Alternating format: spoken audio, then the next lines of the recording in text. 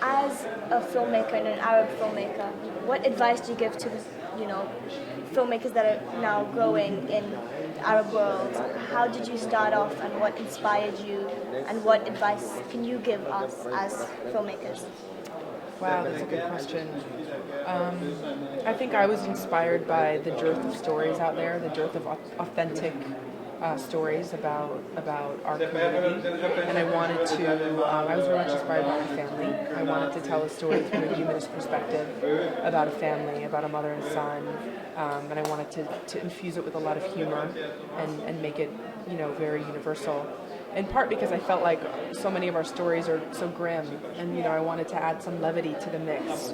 Not that we have every reason to be grim, I think, but it just I thought would be nice to show another side of who we are.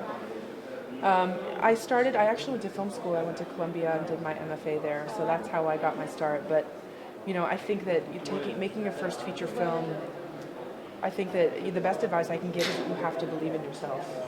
Because if you don't, then you're not going to be able to convince anyone else to believe in you or your vision, and that's really what you have to do. Is you have to will your project into fruition. It's all about your own willpower and tenacity and determination.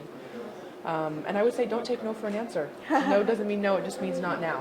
What advice do you give to filmmakers who are just starting off, like in the Arab world? How would you? I think I have a good advice especially with now I'm almost finishing the second feature. The main capital for filmmaking here in the Arab world is the will more than the money. So when you have the will, you can make your film, and will bring money. So if you have difficulties to raise the money for the film,